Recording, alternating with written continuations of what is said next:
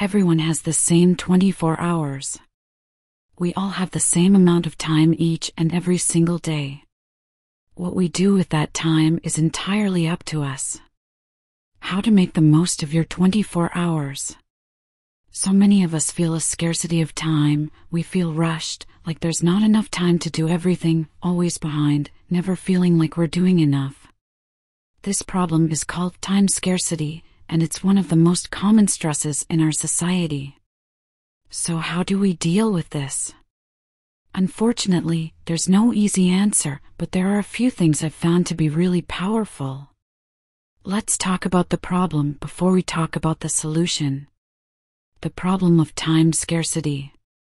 Most of us feel some kind of time stress. I'm not making the most of my time, or there's not enough of it to get everything done. It's slipping away too fast. I'm overwhelmed by it all.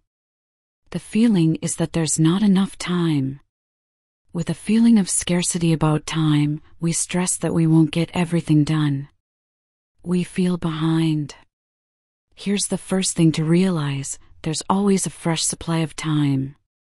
We get the same amount of time no matter who we are, and we get a fresh batch of 24 hours every day, no matter how terribly we spent the previous 24 hours. It's a fresh start, over and over, a chance to try something new. Here's the next thing to realize: it doesn't matter how much you get done, doing more doesn't solve the problem of not enough time. I have had fantastically productive days where I'll get 20 to 30 tasks done with zero procrastination or distractions, and I still feel like I need to do more, and that I wish I had more time. And here's the fourth thing to realize: these hours really are precious. They are a gift. We take them for granted and don't appreciate them to the fullest. We go through our days doing routine things, not really paying attention, and because of that, the hours slip through our fingers, and we wonder where it all went. So with these things in mind, I'll share the 3 most important ways to make the most of our 24 hours. 4 ways to make the most of 24 hours. These work for me. Your mileage might vary widely, but I hope you'll try them out. First, be intentional at the start of each day. With a fresh 24 hours before us, it's easy to just get started in our usual way. But to make the most of this new batch of hours, I've found it important to take a few moments at the start of the day to reflect on what I want to do with them.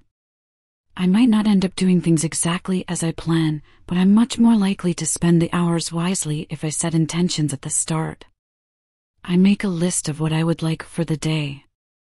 Second, don't shoot for doing more, do what matters. As I said, even doing 30+ things in a day won't get rid of the time scarcity. In fact, it often makes the stress even worse.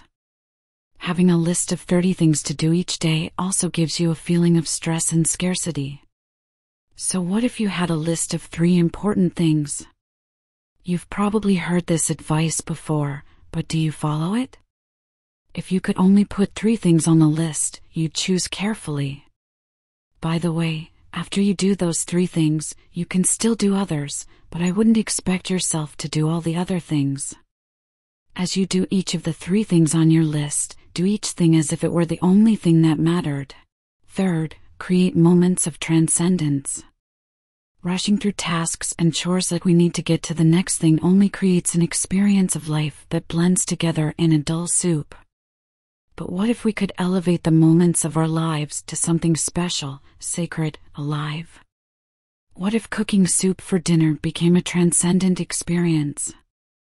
A moment of transcendence is something each of us has experienced when we feel incredibly connected to the world around us, when we lose our sense of separate self and feel a part of something bigger. It's that moment when you're at the top of a mountain looking with awe on everything around you, or looking up at the stars, or floating in the ocean, or having your breath taken away by a sunset or field of flowers. We can intentionally create these moments, with practice, in our everyday lives. As you're doing everything on your list, as you're washing the dishes or having a conversation, driving home or eating kale and beans, you can elevate that moment into one of transcendence. Try it. And if you could create multiple moments like this throughout your day, time feels less scarce and incredibly abundant. This is by far the most important thing on this list. Fourth, reflect with gratitude. At the end of each day, take a few moments to reflect back on your day and think about what you're grateful for. Such common advice, I know, but combined with the other things on this list, it's ridiculously powerful. Try it. So those are the 4 ways. Together, they are a way of being in our lives that is radically different than most of us experience our days.